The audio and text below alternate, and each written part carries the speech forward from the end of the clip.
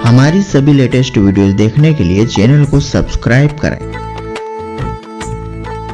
जब डॉक्टरों ने हाथ खड़े कर दिए, इनको कैंसर है और ऐसा करो आप इनको रहने दो और इनका खर्चा ज्यादा है, इतने पैसे में आप दूसरी शादी कर लोगे। जब दवाइयाँ बेअसर हो गई, करीबन 2 साल इलाज चला और मेरे ऊपर उस इलाज के दौरान और ज्यादा तबीयत बिगड़ गई। मैं उनको इतने से बाल हो गए, सर के सारे बाल हो गए। अपनी मम्मी के कपड़ों को कोड़े में भर के कोने में खड़ी होकर रोती थी, पापा मेरी मम्मी को बचा लो, मेरी मम्मी को बचा लो। जब उम्मीद का आखिरी दीपक बुझने लगा, तब क्या हुआ?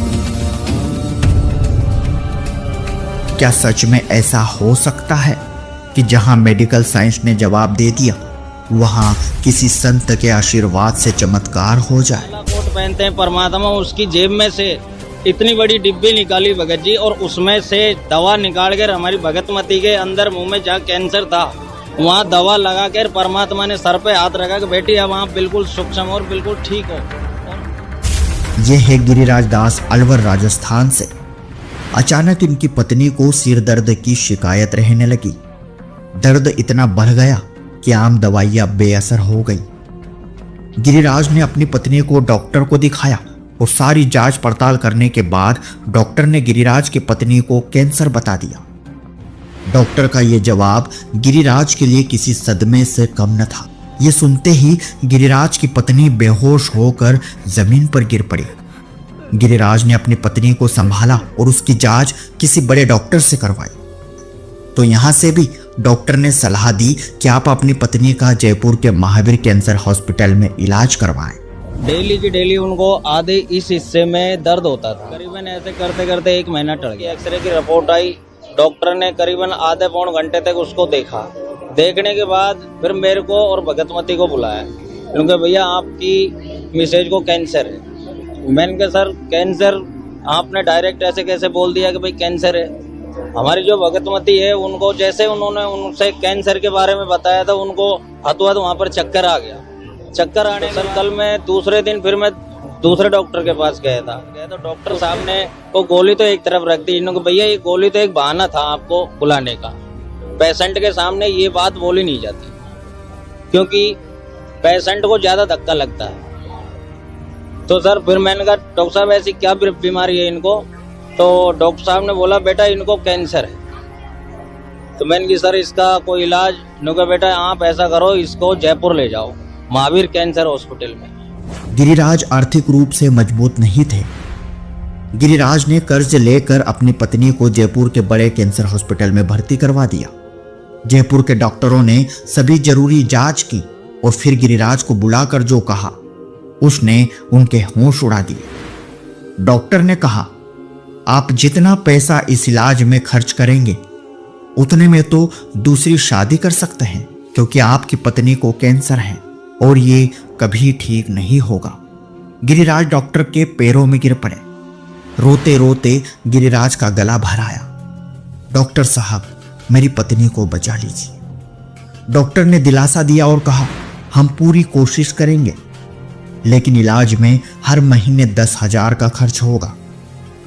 गिरिराज ने रिश्तेदारों, दोस्तों, जान पहचान वालों से पैसे उधार लिए और 2 साल तक लगातार इलाज जारी रखा, जिसके चलते गिरिराज पर बेशुमार कर्ज होता चला गया।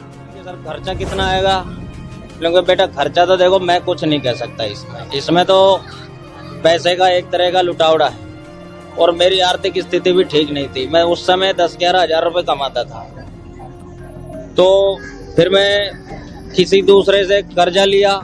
कर्जा लेने के बाद लेकर फिर मैं भगतमती को जयपुर लेके गया था। जयपुर ले गया मैं, 4-5 डॉक्टरों ने महावीर कैंसर हॉस्पिटल में 4-5 डॉक्टरों ने चेकअप किया। उनका चेकअप करने के बाद में उन्होंने फिर मेरे को अंदर बुलाया। उन्होंने भैया डॉक्टर साहब बोल रहे हैं आपको। मैं अंदर गया डॉक्टर साहब के पास, तो डॉक्टर साहब ने बोला कि भैया ये क्या लगती है आपकी? मैंने कहा सर ये मेरी मिसेज है। तो डॉक्टर साहब ने बोला कि भैया इनको कैंसर है और ऐसा करो आप इनको रहने दो और इनका खर्चा ज़्यादा है, इतने पैसे में आप दूसरी शादी कर लोगे। तो मैंने सर डॉक्टर साहब के पैर पकड़ लिए थे मैंने कि सर जब ये मेरे साथ में जो 7 फेरे की आई है इसने ही मेरे साथ नहीं दिया तो वो दूसरी का मैं क्या करूंगा, मेरे को तो यही चाहिए डॉक्टर। तो डॉक्टर साहब फिर नो गए तो इसका खर्चा ज्यादा है। मैंने कि सर मैं अपने शरीर का एक खून का कतरा बेच सकता हूँ इसके लिए, इसको बचा लो आप। तो डॉक्टर ने कहा करीबन आपको हर महीने 10,000 8,000 की दवा लेनी पड़ेगी आपको, और ये तोड़ना नहीं है, आपको कोर्स पूरा चलेगा। मैंने कहा सर ठीक है। मैं भगत जी वहां से दवा लेके आ गया। करीबन 2 साल इलाज चला और मेरे ऊपर उस इलाज के दौरान बहुत कर्जा हो गया। इतना पैसा खर्च करने के बाद भी गिरिराज की पत्नी का कैंसर ठीक होने के बजाय और भयानक होता चला गया। गिरिराज की पत्नी के सारे बाल झड़ चुके थे, चेहरा पहचान में नहीं आ रहा था। गिरिराज के पूछने पर डॉक्टर ने कहा अब यह कैंसर आखिरी स्टेज पर है, ज्यादा से ज्यादा 6 महीने जिंदा रहेगी, इसके बाद यह दुनिया से अलविदा कह देगी। इस खबर ने गिरिराज और उनके परिवार को तोड़कर रख दिया। उनकी छोटी बच्ची मां की ऐसी हालत देखकर कोने में बैठकर रोया करती थी। मैंने कोई ऐसा व्यक्ति नहीं छोड़ा जिससे मैंने पैसे ना लिए हो उधार। तो जरूर उन दवाइयों के असर से आपकी वाइफ का जो कैंसर था वो ठीक हो गया होगा। नहीं सर बिल्कुल ठीक नहीं हुआ, उसकी तो और ज्यादा तबीयत बिगड़ गई। जो जब कैंसर से पहले उनके इतने लंबे लंबे बाल थे सर, और सर के जब कैंसर होने के बाद में उनको इतने इतने से बाल हो गए, सर के सारे बाल उड़ गए थे। तो डॉक्टर साहब से मैंने बोला भी था, मैंने कि सर ये क्या चक्कर है। फिर लास्ट में डॉक्टर साहब ने बोला कि भैया ये तो ज्यादा से ज्यादा आपको, आप ऐसा करो पैसे मत लुटाओ, 5-6 महीने तक और कर सकते हो, आप इसकी सेवा कर लो। मैंने कि सर ऐसा मत बोलो आप, क्योंकि भैया इसमें हम क्या कर सकते हैं, हमारा तो जितना हम प्रयास है उतना हम कर सकते हैं। मैंने कहा ठीक है। बाद में मैंने मेरी बड़ी बेटी है उसको बताया, मैंने कि बेटा मम्मी को तो बताना मत, और ऐसे ऐसे डॉक्टर साहब ने बोला है कि आप इसकी सेवा करो। मेरी भगत जी 21 साल की बेटी है आज, अपनी मम्मी के कपड़ों को कोड़े में भर के कोने में खड़ी होकर रोती थी, पापा मेरी मम्मी को बचा लो, मेरी मम्मी को बचा लो। जब सारी उम्मीदें खत्म हो चुकी थी तभी किसी ने गिरिराज को बताया कि हरियाणा के सुप्रसिद्ध संत जगत गुरु तत्वदर्शी संत रामपाल जी महाराज की शरण में जाने से अद्भुत चमत्कार होते देखे गए हैं। क्योंकि संत जी वे शास्त्रों के अनुसार सत भक्ति प्रदान करते हैं और उनके द्वारा दिए गए अमोघ मंत्र से कैंसर जैसी लाइलाज बीमारियां भी ठीक हो सकती है। ज्ञान सुनकर समर्पित हो आओगे तो आपकी कैंसर का बाप भी ठीक हो जा, भगवान किसे कहते हैं। वाह भैया। गिरिराज को यह बात अजीब लगी, लेकिन अब उनके पास खोने के लिए कुछ भी नहीं था। उन्होंने संत रामपाल जी महाराज का ज्ञान समझा और अपनी पत्नी को नाम दीक्षा दिला दी। और इसके बाद कुछ ऐसा हुआ जिसने डॉक्टरों को भी हैरान कर दिया। चाचा जी के लड़के की जो भगतमती है उन्होंने घर पे आके बताया कि जी ऐसे ऐसे एक परमात्मा आए हुए हैं और आप नाम ले लो और बिल्कुल ठीक हो जाओगे। तो भगतमती बोली कि ऐसा कुछ भी नहीं है। उस समय भगत जी ये राम रहीम का ये चल रहा था। उस समय भगतमती ने मना कर दिया कि मैं कोई किसी का नाम नहीं लूंगी, क्योंकि मैं चाहे भंगी की सूरी बन जाऊंगी लेकिन नाम नहीं लूंगी मैं किसी गुरु का। तो परमात्मा ने क्या रजा करी, उसको उनको विचलित कर दिया, उनको चैन नहीं आओ। हमारा छोटा भगत जी है यहीं पे ही है, वो दोनों माँ बेटे चले गए भगत जी, वहां से नाम उपदेश लिया उन्होंने। नाम लेने के बाद, तो नाम उपदेश लेने के बाद आपको क्या लाभ मिलेगा? नाम उपदेश लेने के बाद में भगत जी भगतमती कुछ जग रही थी, कुछ सो रही थी, स्वयं परमात्मा आए उनके साथ। जब परमात्मा आए, अपनी जो काला कोट पहनते हैं परमात्मा, उसकी जेब में से इतनी बड़ी डिब्बी निकाली भगत जी, और उसमें से दवा निकाल कर हमारी भगतमती के अंदर मुंह में जहाँ कैंसर था वहाँ दवा लगा कर परमात्मा ने सर पे हाथ रखा कि बेटी हम। क्या नाम दीक्षा लेने के बाद गिरिराज की पत्नी का कैंसर ठीक हुआ?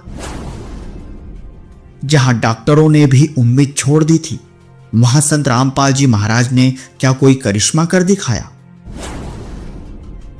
आइए जानते हैं गिरिराज की पूरी कहानी, खुद गिरिराज की जुबानी।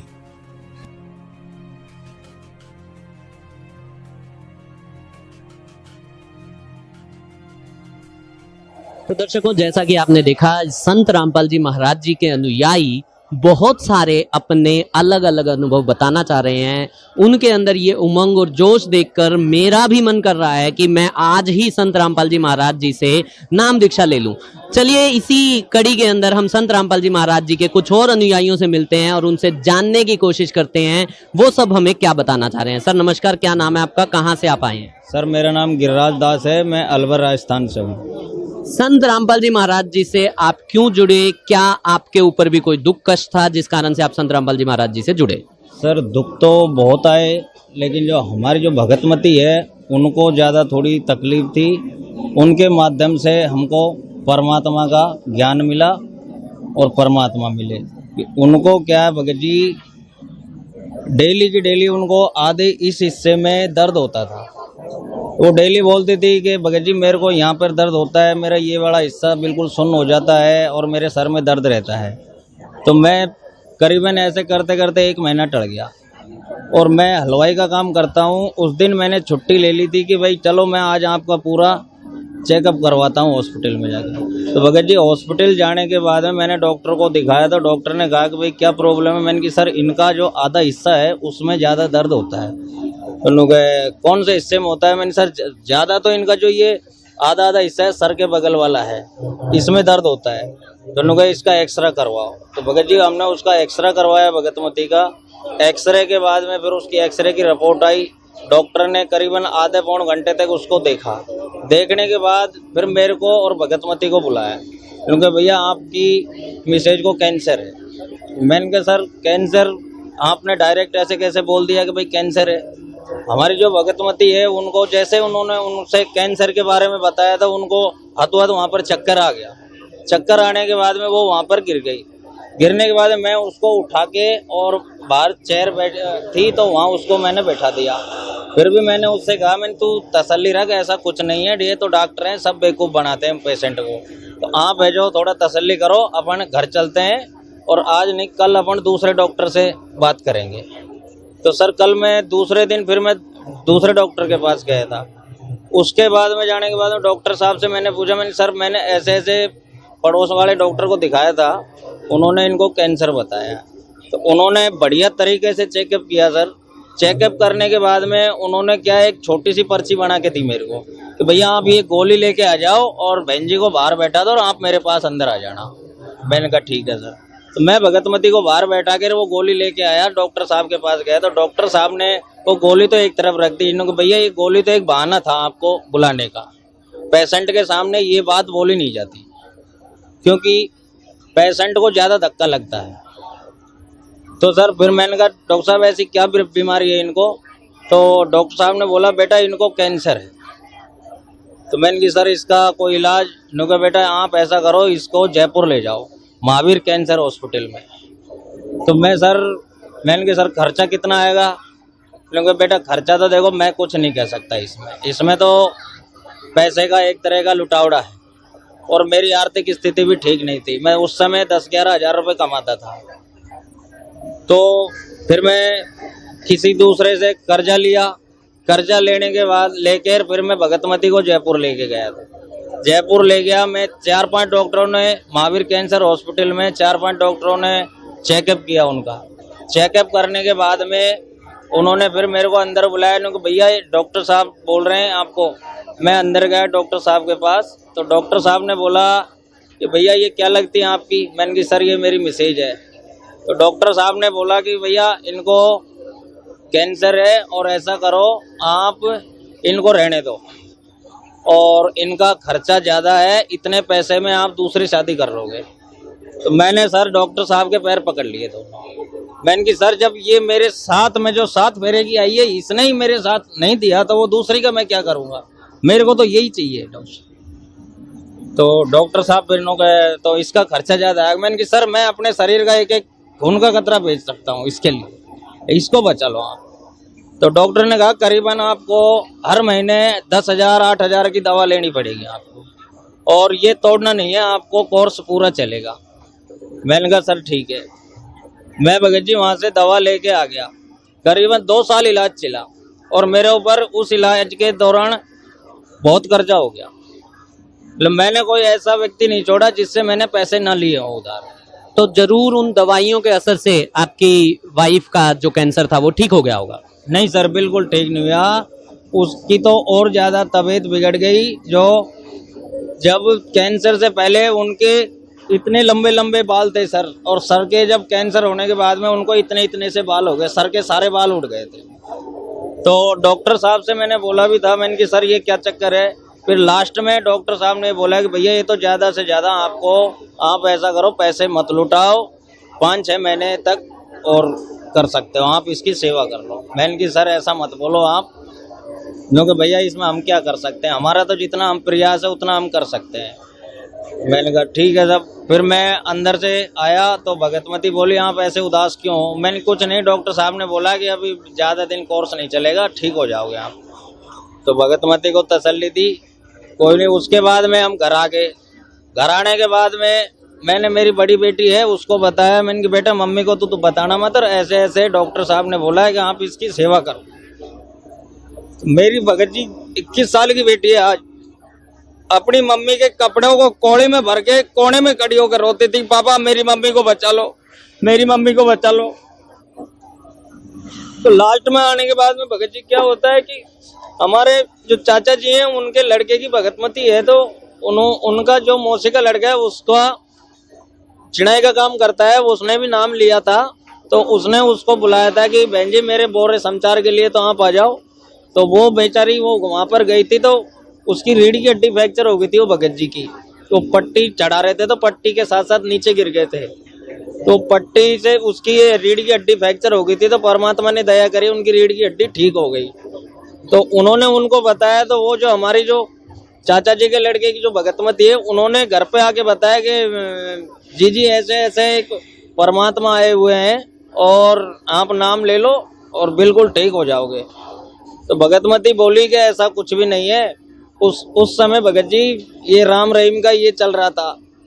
उस समय भगतमती ने मना कर दिया कि मैं कोई किसी का नाम नहीं लूंगी, क्योंकि मैं चाहे भंगी की सूरी बन जाऊंगी लेकिन नाम नहीं लूंगी मैं किसी गुरु का। तो परमात्मा ने क्या रजा करी, उसको उनको विचलित कर दिया, उनको चैन नहीं आओ पड़ा। तो हमारे अलवर में पास में मेयो का बड़ौदा है, वहाँ पर एक रमेणी थी, ज्ञान चर्चा तो हो गई थी, तो रमेणी थी, तो वो भगतमती आई थी। तो हमारी भगतमती को बोली चल बहन जी आप नाम नहीं लो तो मत लो, वहाँ सत्संग भी है और 17 मिनट की रमेणी है, शादी है, वहाँ चलते हैं अपन देख के आते हैं। भगतमती को एकदम झटका सा लगा कि 17 मिनट की शादी कैसी होती है, पंडित भी आता है, फेरे भी पड़ता है, कैसे कैसे होता है ये। तो भगतमती चलेगी, हमारी भगतमती और हमारा छोटा भगत जी है यहीं पे ही है, वो दोनों माँ बेटे चले गए भगत जी। वहाँ से नाम उपदेश लिया उन्होंने। नाम लेने के बाद, तो नाम उपदेश लेने के बाद आपको क्या लाभ मिलेगा? नाम उपदेश लेने के बाद में भगत जी करीबन 4 महीने बाद जब परमात्मा ने रजा करी, सतनाम की दया करी, तो भगतमती क्या है कि थोड़ी ठीक होने लगी। ठीक होने के बाद में हमको ये भी पता नहीं था कि भाई किसी के साथ खाने से हमारा नाम भी खंड हो जाता है। तो भगतमती क्या है, आसपास पड़ोसियों के साथ में वो गेहूं की कटाई चल रही थी, भगत जी वहाँ चले गई थी। तो मैंने उनको मना भी किया था। जब भगतमती बोली कि भाई अपने देखो कर्जा भी बहुत हो गया, अब मैं थोड़ी ठीक भी हो गई हूँ और अब तो मैं ठीक हूँ और आप चलो। मैंने कहा ना तो रहने दे। फिर भी वो चले गई भगत जी। चलने के बाद उनका नाम खंड हो गया, फिर उनको दोबारा से दर्द शुरू हो गया। तो क्या पहले नाम लेने के बाद ये सारे दर्द बिल्कुल दूर हो गए थे? बिल्कुल दूर हो गए थे सब। फिर उसके बाद में उनका नाम खंड हो गया, हमको पता भी नहीं था कि भाई नाम भी खंड होता है। तो भगतमती वहाँ से आने के बाद में रोने लग गई। इन्होंने देख अब मेरे को पैसे वैसे मत लगाओ आप, और आपने खूब पैसे लगा लिए, नाम भी दिला दिया बाबाओं का, कुछ भी नहीं है लेना देना। अब मेरे को जैसे हूँ मैं वैसे रहने दो, बस मेरे बच्चों को रखना संभाल के आप। तो ऐसे कुछ जग रही थी, कुछ सो रही थी। रात को करीब 2-2:30 के बीच की बात है। हम तो सो गए भगत जी, भगतमती कुछ जग रही थी, कुछ सो रही थी। स्वयं परमात्मा आए उनके साथ, आके उनको खड़ा किया। परमात्मा मतलब संत रामपाल जी महाराज जी खुद वहां पर आए? खुद आए थे। जरूर ये कोई सपना रहा होगा। नहीं, भगतमती बिल्कुल सत्य बोल रही थी। सवेरे उठ के, नहीं तो वो उठ के चाय भी नहीं पी सकती थी। उसके दूसरे दिन जब परमात्मा आए, अपनी जो काला कोट पहनते हैं परमात्मा, उसकी जेब में से इतनी बड़ी डिब्बी निकाली भगत जी, और उसमें से दवा निकाल कर हमारी भगतमती के अंदर मुंह में जहाँ कैंसर था वहाँ दवा लगा कर परमात्मा ने सर पे हाथ रखा कि बेटी अब आप बिल्कुल सूक्ष्म और बिल्कुल ठीक हो। और उस दिन का दिन है भगत जी, आज का दिन है, भगतमती को बुखार तक नहीं हुआ। ये आप कब की बात कर रहे हैं? ये भगत जी 2019 की बात है। 2019 में तो संत रामपाल जी महाराज जी जेल में थे, वो जेल से बाहर कैसे आ सकते हैं? अरे भगत जी वो तो परमात्मा है, वो तो जेल में तो अब भी नहीं है, अब भी हमारे साथ है, हमारे बीच में है।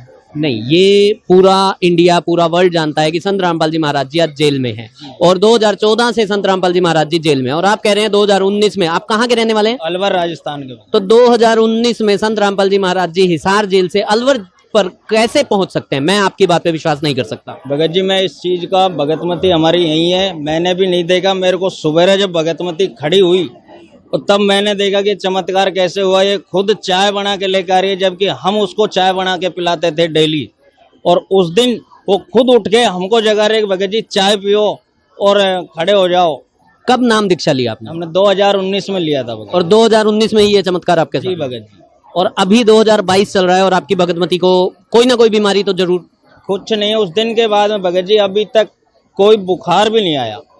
और अभी 3 दिन पहले की बात है, मेरी छोटी वाली बेटी है, उसको बुखार चढ़ गया था। मैं सेवा में जाने के लिए था, मुंड का सेवा लगी हुई थी मेरी, लेकिन काल ने झपट्टा मार दिया तो बच्ची को बुखार इतना भयंकर हो गया। मैं बच्ची से बोल रहा कि बेटा तू चल, तेरे को दवा दिला लाऊं। तो बेटी ने हमारे कहते पापा मैं दवा 1% भी नहीं लूंगी। तो बिना दवा के वो बच्ची बिल्कुल ठीक हो गई। बुखार इतना भयंकर हो गया उसको कि बिल्कुल तपने लग गई बुखार में, लेकिन बच्ची ने एक गोली तक नहीं ली कि परमात्मा का जो अमृत जल है, प्रसाद है, मुझको वही दे दो बस।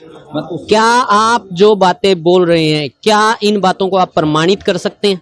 जी बिल्कुल प्रमाणित। क्या आपके पास आपकी भगतमती की जो भी आपकी मैसेज हैं उनकी सारी रिपोर्ट्स अवेलेबल है? बिल्कुल भगत जी, मैं आज भी वो भगतमती की फाइल को महावीर कैंसर हॉस्पिटल में डॉक्टर का नाम तक आज मैं बता सकता हूँ। सुनील कुमार गुप्ता है महावीर कैंसर हॉस्पिटल में, और आज भी उनकी फाइल को मैं निकलवा सकता हूँ चल के। और आज की डेट में उनकी रिपोर्ट बिल्कुल नॉर्मल है? बिल्कुल ठीक। हालांकि नहीं सकता कि इनको कैंसर भी था। हालांकि ये सब बातें अविश्वसनीय हैं, लेकिन यहाँ के लोगों की ये बातें सुन के विश्वास करना बनता भी है। आप जो भी लोग आज आपको देख रहे हैं, हमारे दर्शक जो आपको देख रहे हैं, उन लोगों को क्या संदेश देना चाहते हैं? मैं तो भगत जी संदेश तो मैं क्या दे सकता हूँ, मैं तो यही कह रहा हूँ जो भी इस इंटरव्यू को देख रहे हैं, माता बहन जो भी भाई हैं, केवल ये कह सकता हूँ मैं तो कि भाई धरती पर परमात्मा आए हुए हैं और नाम उपदेश लो और अपना कल्याण करवाओ। बहुत बहुत धन्यवाद सर। जी महाराज की जय हो। सत्य घटना, सत्य की तह